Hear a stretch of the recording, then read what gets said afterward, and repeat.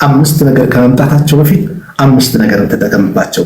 የመጀመሪያው ሸባበከ ቀብለ ሐረሚክ፣ ወጣትነትን ተጠቀምበት እርጅና ከመምጣት በፊት።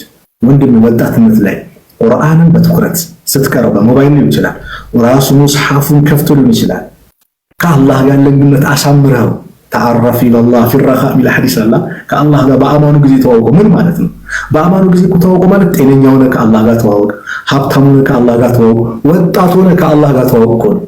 ጭንቅ ሲመጣ፣ ሽምግልና ሲመጣ፣ ድህነት ሲመጣ፣ በሽታ ሲመጣ አላህ ይደርስልሃል። አላህ ያውቃል። የዛን ጊዜ አላህን በዚህ ጊዜ ካላወቅ ነው ያ ጊዜ እንረሳለን።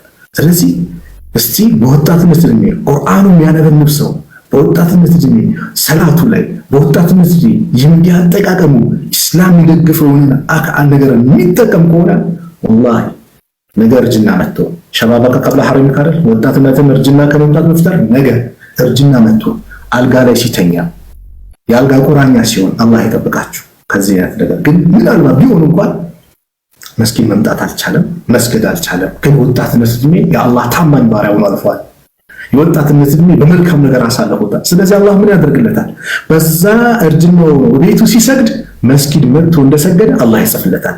በወጣትነት እድሜ ሲሰራ የነበረው መልካም ነገር ባጠቃላይ አላህ ያሳካለታል። ሱብሃንአላህ፣ ከዚህ በላይ ምን ያማል? ስለዚህ ወጣትነታችንን በአግባቡ እንጠቀምበት። ኢኽዳሪም ኸምሰን ቀብለ ኸምስ፣ አምስት ነገር ከመምጣታቸው በፊት አምስት ነገር መምጣታቸው ማይቀር ነው፣ መሄዳቸው ማይቀር ነው። ወጣትነት ይመጣል፣ ይሄዳል፣ ወላሂ ይሄዳል። በቃ ልክ ካሴት ከፍታችኋል በፊት ላይ ታውቃላችሁ። ቴፕ ካሴት ስከፍቱ አንደኛው እንትን ይላል፣ ሌላኛው ይሞላል። ሌላኛው እድሜያችን እንደዛ ነው። ይጥልጥል ይሄዳል። እዛች ጋር ወደ እርጅና ወደ ቀብር ነው። ወደዛ እዚች ጋር በቃ እያለቀ ነው።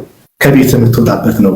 ከዛ የሚያምረው ፍላሽ ለምትተኛበት እያለቀ ነው። ጊዜ ወደ ቀብር የምትገባበት ነው። እንደዛ ነው ሐያታችን። ስለዚህ ወጣትነታችሁ ተጠቀሙ እርጅና ከመምጣታችሁ በፊት አሉ ነብዩ ሰለላሁ ዐለይሂ ወሰለም። እንደዚህ ወሲሐተከ ቀብለ ሰከሚክ፣ ጤንነትን ተጠቀምበት በሽታ ከመምጣቱ በፊት። አሁን ጤነኛ ሆነ የአላህን ዲን እርዳ። ጤነኛ ሆነ የመስጊድ ሰው፣ ጤነኛ ሆነ መልካም ነገር ላይ ነው፣ ጤነኛ ሆነ ኸይር ነገር ስራ። ጤነኛ ሆነ በሽታ ሲመጣ አሁንም ያ መልካም ነገር ቢያቅትህ ቤት ብትሰግደው ሆስፒታል ተኝተህ ስትሰግደው አላህ ጀማዓን እንደሰገድክ ይጽፍልሃል። ለምን ዑዙር ይዘው ነው እዛ ይቀራው። ጤነኛ መሆንማ የአላህ ታማኝ ባሪያ መሆንን አስመስክራል። አላህ ይተውልህ ይጽፍልሃል። ሱብሃንአላህ። ሶስተኛው ወፈራገከ ቀብለ ሹግሊክ፣ ፈራግ ይሄ ነው ዛሬው። ትርፍ ጊዜን ተጠቀምበት። እርጅና ማን ነው ቢዚ ከመሆን በፊት ቢዚ እንሆናለን። ልጆች ይመጣሉ፣ ትዳር ይመጣል፣ ምን ይመጣል። በጣም መሽጉል የምትሆንበት ጊዜ አለ። ስለዚህ ተጠቀምበት በኸይር ነገር። ዛሬ ከመግሪብ እስከ ኢሻ ከሱቢ በኋላ ይችላል። ምናልባት የተለያዩ ዓለም ላይ እናንተ ሰዓታችሁ የራሳችሁ የምትመሩበት ነፃ የምትሆኑበት ሰዓት እናንተ ወጣላችሁ። እኔ እያወራ ያለሁት በሀገራችን ያለው አጠቃቀም ነው። ከመግሪብ በኋላ ከሱቢ በኋላ ትርፍ ጊዜ የሚባሉት እነሱ ናቸው። በተለይ ለነጋዴው ቢዚ ነው፣ ለተማሪው ለምኑ። ያን ዛሬ በአግባቡ ካልተጠቀምኩበት ከባድ ነው። ለምግብ ለሰውነቴ እኮ ምግብ እንደሚያስፈልገው ለሩሄ ምግብ ያስፈልጋል። የሩህ ቀለም ምንድን ነው? ዒልም ነው፣ ዚክር ነው፣ ቁርአን ነው። ስለዚህ እሺ መስጊድ መጥተን አልተጠቀምንም። በያዝነው ሞባይል በሚዲያ ውስጥ አጠቃቀማችን እናሳምረው። ዛሬ ምን ውዝር አለን? በአላህ ተፍሲሩ ወርደዋል፣ ሙሉ አለ። የሰላት አሰጋገዱ፣ የዓቂዳው ትምህርት በሉ ምን የቀረ ነገር አለ? ዑለማዎች አስተላልፈውታል። በአፕሊኬሽን በምን ተቀምጠዋል። ምን እንትናለን? ባለንበት ቦታ እንጠቀም። እስቲ 40 ሐዲስ ተብሎ ዑለማዎች ፈስረውታል፣ ኡስታዞቹ ፈስረውታል። እስቲ መጽሐፉንም በኦዲዮ የተላለፈውንም እስቲ ላዳምጠው። አንድ 20 ደቂቃ ሰጥቼ 30 ደቂቃ ሰጥቼ እስቲ አንድ ሐዲስ ልቅራ። የት ባለህበት ቦታ ወርዷል። አፕሊኬሽን ሚዲያ ሆኖ አጠቃቀም። ባለንበት ቦታ እንጠቀምበት። ባለንበት ቦታ አንድ ሐዲስ እንማር። አንድ ሐዲስ ጃብር ብን አብደላህ ቡኻሪ ሲናገሩ ወደ አብደላህ ብን ቀይስ የሚባል ሰሃባ አንድ ሰው ጋር የነብዩ ሰለላሁ ዐለይሂ ወሰለም ሐዲስ የሰማለ ሲባል አንድ ወር መንገድ አንድ ሐዲስ ለመማር ሄደዋል። ጃብር ብን አብደላህ ማለት ትልቅ ሰሃቢ ነው። አባቱ የኡሁድ ጦርነት ላይ የሞተ ሰው ነው። በጣም የአንሳር ሰው፣ ጀግና ሰው። ግን ያለንበት ቁጭ ብለን እኮ ዒልም መማር እንችላለን። ባለንበት ቁጭ ብለን ስለ እስልምና መረዳት እንችላለን። ሚዲያችንን አጠቃቀማችን ነው የሚወስነው። ስለዚህ ከመግሪብ እስከ ኢሻ ይመቻችሁ። በተለይ ደግሞ አረብ ሀገራት ያላችሁ ወንድሞች፣ አውሮፓ ላይ ያላችሁ ልትሆኑ ይችላላችሁ። ምናልባት ስራ ቢዚ ሆኗል። ምን ይላል? ከሰዓታችሁ ምን ነገር ወስዳችሁ በየው ማሻአላህ ዳዋዎች ይለቀቃሉ በተለያዩ እንትኖች። ሰሞኑን ብዬ እንደው ስጎረጎር እንትን ላይ ይሄ ዋስ ምንድነው ፕሌይ ስቶር ነው ምናምን ትሉት ምን ኪታብ ፈልጌ ስል ስሜን አየሁት። እንዲሁ ኡስታዝ ካሚል ጣሃ ዳዕዋዎች ይላል። ማን እንደሰራው ማን እንዳስተላለፈው አላውቅም። ብቻ ሳስተላለፋቸው የነበረው ዳዕዋዎችን ሰብሰብ አድርገው ለቀቁት እዛ ላይ። ያው እኔ ተደሰትኩኝ። ለምን ዳዕዋይ ነው። አንድ ሰው ሂዳያ ካገኘ ልጠቀመው እኔ ነኝ። እነዛ ሰዎችም አጅር አላቸው። አያቸው እንደዛ ጀግኖች የኡስታዞችን ዳዕዋ ሰብሰብ ያደርጉታል። እስከዛሬ ይደረጉትን ሰብሰብ አድርገው ይለቁታል። ከዛ አንድ ያወርደው ብቻ የሚፈልገውን ነገር መኪና እየነዳ ኦዲዮን እንትን ማለት ማገናኘት ነው ከስፒከሩ ጋር ዳዕዋ እያዳመጠ ይሄዳል። ኸይር ነገር እየሰማ ይሄዳል። መንፈሱ እየታደሰ እውቀቱ እያደገ ይሄዳል ማለት ነው። ስለዚህ ይህን አጠቃቀማችንን ልናውቅበት ይገባል። ጊዜዎች እየሄዱብን ነው። አራተኛ ላይ ነብዩ ሰለላሁ ዐለይሂ ወሰለም ወጊና ከቀብለ ፈቅሪክ ሀብትን ተጠቀምበት ድህነት ከመምጣት በፊት። ዛሬ ወጣቶች ብዙ ሚዲያ ላይ የሚለቀቁ ነገሮችን በገንዘባችን ስናግዝ ስንረዳ ይታያል። ግን የሚደግፈው ምን አይነት ነገር ነው? እንደው ለኢስላም የሚጨነቁ ሚዲያዎች አሉ፣ የሚለፉ የሚደግሙ እንደ ለምሳሌ እንደ ሀሩን ሚዲያ በጣም አሉ የሚደግሙ ሐቂቃ በጣም ነው እየደከሙ ያለው አሉ። በጣም በቃ እኔ ከበቅርበትም አያቸዋለሁ። ገጠር ሲባል ሲሄዱ ያለው በአንድ ወቅት ሆነ ደቡብ ክልል አካባቢ ላይ ሄዱ። ብርድ ነው በቃ እንዴት ምስል ያቆስ ግን በጠዋት ሄደው አድረው ጠዋት ላይ በርዷቸው እኛ አድረን ቤርጎ ይዘን አድረን ስንመጣ እነሱ እየተንቀጠቀጡ ነው ካሜራማኖቹ። እኔ ክላስ ያላችሁ እንደዚህ እንደው ለሚዲያ እንትን አደርጋለሁ ወይ? አንድ ሰው እኮ በገንዘብ እኮ ይጠየቃል እኮ። የግድ ዳዕዋ ማድረግ እኮ መድረክ ላይ ቁጭ ብሎ አይደለም እኮ። በሰዎች አንደበት እኮ ዳዕዋ ማድረግ ይቻላል። ሚዲያዎችን በመደገፍ ዳዕዋው እንዲሰራጭ በማድረግ ነብዩ ሰለላሁ ዐለይሂ ወሰለም ዘንድ እኮ ሶስት አይነት ሰዎች ነበሩ። አቡበከር አለ እንደ ምሳሌ፣ ኻሊድ አለ፣ አባ ሁረይራ አለ።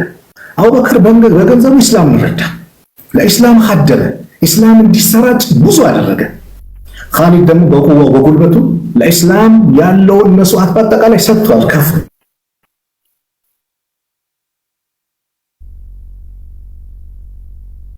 ሐዲሶች ናቸው ለዚሁ የማያስተላልፉት ማለት ነው።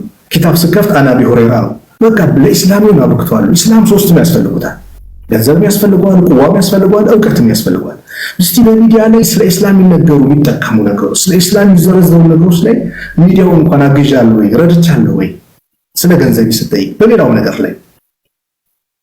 ስለዚህ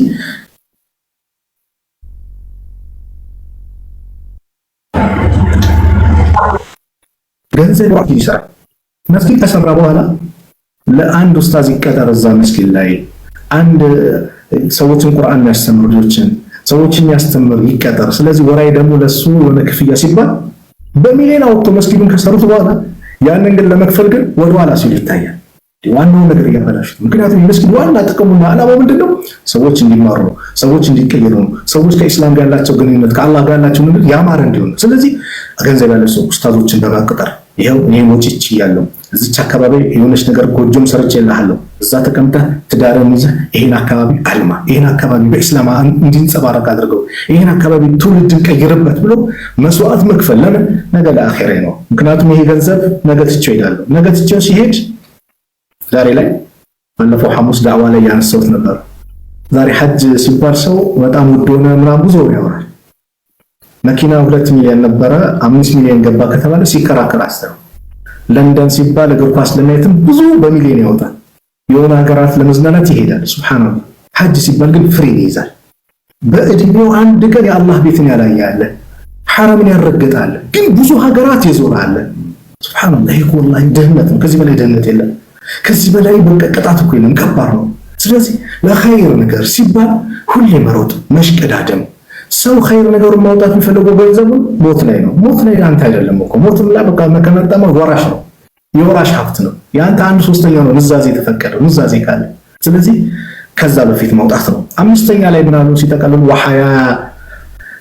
ወሐያቲከ ቀብለ መውቲክ፣ ሐያትን ህይወትን ተጠቀምበት ሞት ከመምጣቱ ለማናችንም አይቀርም። እንደው አላህ እኮ ምን ስትጠቀም ነበረ? ዳዋ ስታይ ነበረ ወይስ ምን ስታይ ነበረ? ወይስ በዚህ መልኩ ቢጠይቀን መልስ ምንድነው? ከባድ ነው። ስለዚህ የሚዲያ አጠቃቀማችንን ልናውቅበት ይገባል። ሚዲያ ኸይር አለው፣ እንደዚሁም ሸርም አለው። ሚዲያ መልካም ነገሮች አሉት፣ መጥፎ ነገሮች አሉት። እንደ ሰውየው አጠቃቀም ይወስናል።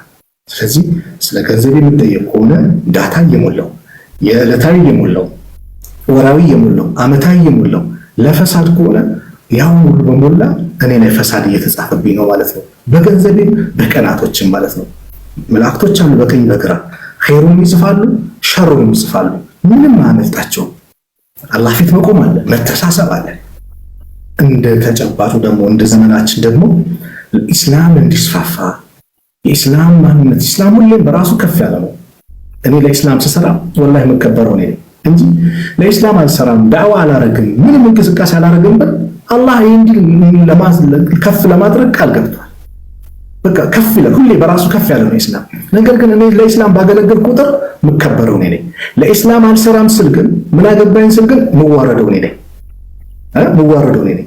ለአላህ ዲን በመስራቴ በመልፋቴ አላህ እንድከበር ያደርገኛል፣ ባለመስራቴ ደግሞ እንድዋረድ ያደርገኛል። ስለዚህ ሁላችንም ኃላፊነት አለብን። ኩልኩም ራዒን ወኩልኩም መስዑሉን አን ረዒየቲሂ። ሁላችሁም ጠባቂዎች ናችሁ፣ በምትጠብቁት ነገር ደግሞ ተጠያቂዎች ናችሁ። ስለዚህ በመልካም ነገር ያላችሁ እህቶች ግፉበት፣ ልፉበት። በቃ ዳዕዋ ዛሬ ተለቀቀ ያልሰሙን አንዳንዱ ዩቱብ ማይቀነው አለ። በቃ የሚቀነው ምን ሆነ? ይሄ ቲክቶክ ነው። አጫጭር ነገር ነው። ሰዎች በቃ እንዲላመዱ ይደረገ ነው። ስለዚህ አጫጭሩ አንድ ደቂቃ ይሆናል፣ የሁለት ደቂቃ ይችላል፣ የ30 ሰከንድ ይችላል። ነጥቡን ሐሳቡ ሳይቆረጥ መልእክቱ በሚደርስበት መንገድ አድርጋችሁ እህቶች ወንድሞች ልፉበት። ወላሂ የምታስደስቱ ብዙ እህቶች ወንድሞች አላችሁ። ብዙ በቃ ማሻአላህ ይሄን ስሙት እስቲ እያላችሁ የምታስተላልፉ ይሄ ትልቅ መልእክት ነው። ርዕስ ጽፋችሁ አሳምራችሁ ምን ብላችሁ የምትለቁ እህቶች አሉ፣ የምትለቁ ወንድሞች አላችሁ። አላህ ይቀበላችሁ፣ ደረጃችሁን አላህ ከፍ ያድርገው። እንደው በተከተላችሁ ባዳመጣችሁ ባስተላለፋችሁ ልክ አላህ ስፍር ቁጥር የሌለው ምንዳውን አላህ ይለግሳችሁ። ሁሌ ዱዓ አደርግላችኋለሁ። በጣም ያስደስታል። ይሄ ነው መበረታታት ያለበት። ይሄን የሚዲያ አጠቃቀማችን ፌስቡክ ያልገራለት፣ ዩቲዩብ ያልገራለት፣ ቴሌግራም ዋትስአፕ ያልገራለት ይኖራል። በቃ ቲክቶክ ብቻ ያለ። ስለዚህ ለነሱ አመቻችታችሁ የጀመራችሁት መንገድ ጥሩ ነው፣ ቀጥሉበት። እናንተ በዳዕዋ አጨናንቁት፣ በቁርአን አጨናንቁት፣ በነብዩ ሐዲስ አጨናንቁት። ምን ሚዲያውን ያን ስናደርግ ነው ሁላችንም ተባብረን በዚህ ስንሰራ ፈሳዱን እየገፋ ነው እንሄዳለን። አለዛ ግን ዛሬ አንድም ነገር ማለቅ ከሆነ ምንም አላስተላለፍ ከሆነ ምን ሊሆን ነው ማለት ነው? እነዚህ ፈሳዶች ደግሞ ያንን ቦታ ይረከቡታል ማለት ነው። ምክንያቱም እዚህ ጋር አንድ ነገር ምንድነው መልካም ነገር ከሌለ ወይ ጊዜ የሚሸፈው ምንድነው መጥፎ ነገር ነው የሚሞላው። መልካም ነገር እየሞላ ሲመጣ ግን መጥፎ እየሸሸ ይሄዳል። ስለዚህ ይሄ ደግሞ የብዙ እህቶች ወንድሞች አለ። በቃ እናንተ ብቃት የሰጣችሁ አላችሁ፣ ዳዕዋ አድርጉ ብትባሉ ላለ ሊከብዳችሁ ይችላላችሁ። ግን በቃ አላህ ደግሞ ሰጣችሁ ምን የማዳመጥ አዳምጣችሁ የምትረዱ አሉ። ነብዩ ስለምቆ አንድ ሐዲስ ብሎታል ተናግሯል። የኔን ሐዲስ ሰምቶ ሐፍዟት ከዛ በኋላ ምንም ሳይጨምር ሳይገል ለሌላው ያስተላለፈው ሱብሃንአላህ ከዚህኛው በሰማው ቁጥር ባስተላለፈው ሰው ልክ አጅር ያገኛል ብሎ ነብዩ ስለነገሩናል። ስንትና ስንት አሉ እንደው እዚህ እኔ ተናግሬው እኮ ትንሽ እየተናገረው ሌላው ደግሞ በቃ ጥፍጥፍ በጣም አሳምሮ ደግሞ ለሰዎችም ያንተም ይላል። ስለዚህ የዚህ ተባባሪ ነው ያለባችሁና የያዛችሁት መንገድ በጣም መልካም ነው። ይሞድላችኋለሁ። ያን አድርጉ። እህቶቻችንን ፈሳር ላይ ያሉትን ደግሞ እንደው በመቅረብ ምን በማለትም ምክራችሁ ለግሱ። በቃ ይምጡ። መምጣቷ ለኛ ጥቅም ነው። ሂጃብ ለብሷ ወደ ዲኗ መምጣቷ ለኛ ጥቅም ነው። ወንድሜ ከፈሳር ነገር ርቆ ወደ መስጊድ መምጣቱ ጥቅሙ ለኔ ነው። የወንድሜ መዳን የኔ ደስታ መሆን አለበት። ምክንያቱም እስላም ሐዲስ ምናሉ ላ ዩእሚኑ አሐዱኩም ሐታ ዩሂበ ሊአኺሂ ማ ዩሂቡ ሊነፍሲ። አንዳችሁ አላመነም ለወንድ ለራሱ የሚወደውን ለወንድሙ እስካልወደደ ድረስ። ስለዚህ ለኔ ምን ወድቻለሁ፣ ምን አድርጌያለሁ፣ ሁሌም የከሌ ክንሳን እኔ ምን ሰራው የሚለው ነገር እናድርግ። እኔ ምን አበርክቻለሁ እዚህ ድን ኢማሙ ነወዊ ሲባል ሰማላችሁ። ኢማሙ ነወዊ ሚስት የላቸውም። ኢማሙ ነወዊ እንግዲህ ሚስት ከሌለ ልጅ የለማል። በቃ ሳገቡ ልጅ ሳይኖራቸው የሞቱ ናቸው። ገና በለጋ እድሜያቸው ማለት ይቻላል። ማለት በሂጅራ 631 ሂጅራ ተወለዱ። 645 ዓመት ነው ዱንያ ላይ ቆዩት። ዱንያ ላይ ግን የጻፉት ኪታብ እስቲ አስቡ። መስጊድ ሲገባ ሪያዱ ሳሊሂን ሲባል ሰማላችሁ። ሪያዱ ሳሊሂን ይቀራል 40 ሐዲስ 50 ሺህ ወደ 50 የሚጠጉ ዑለማዎች የጻፉት ይባላል። መሽሁር የታወቀው ግን ይባላል የኢማሙ ነወዊ ነው። ዑሰይሚን ረሕመቱላሂ ዐለይሂ ምን ይላሉ? የእኽላሳቸው መጠን ይመስላል አላህ ከመቃብር በላይ ስማቸው እንዲነሳ እንዲታወቁ አላህ አደረገ። ልጅ የላቸውም፣ ግን የቀራ ሰው ነው የእሳቸው ልጅ ነው። ኢማሙ ነወዊ ረሕመቱላሂ ዐለይሂ ይላል። አያችሁ ኢብኑ ተይሚያ ሲባል ሰማላችሁ። ኢብኑ ተይሚያ ባላገቡም ልጅ የላቸውም። አብዛኛው እድሜያቸውን ያሳለፉት እስር ቤት ነው። ግን እስር ቤት ነው ብሎ ትራኑ ተጠቀሙበት። ለኢስላም ለፉ። ወላሂ አንዳንዴ የሚጽፉበት ብዕር ሲያጡ በደማቸው ይጻፋሉ። በደማቸው ጽፈዋል። ኪታብ ከትበዋል። ብዙ ኪታቦች ጽፈዋል። ግድግዳ ላይ ጽፈዋል። ድንጋይ ላይ ጽፈዋል። በቃ ምንም የሚጽፉበት ሲያጡ ወላሂ እየፈለጉ ምን እያሉ ለፍተው ደክመዋል። ያው ዛሬ አላህ እንዲረሱ አላደረገም። ሁሌ እንዲነሱ አላህ አደረገ። ለምን? ይሄ ነው ለእስላም ያበረከት ነው። ዛሬ እኔ በምንድን ነው የሚያነሳኝ? ነገ ዱንያ ላይ ትቻትቺና አጭር ሐያት ቀብር ገባለሁ። እንደው አላህ ይዘንለት ምን ነው ማገኘው? ወፍ አላህ ገላገለኝ ከየትኛው ነኝ እኔ? ስለዚህ ላለኝ ላቺ ዱንያ አጭር ሐያታችን እንደው የማይረሳ ኸይር ነገር ሰርተን መልካም ነገር ሰርተን አላህን የምናስደስትበት ሙስሊም ወንድሞቻችን የምናስደስትበት አንድነታችን የሚጠናከርበት በመልካም ነገር የምንተባበርበት ይሄ ነገር የኛ ኃላፊነት ሆነ።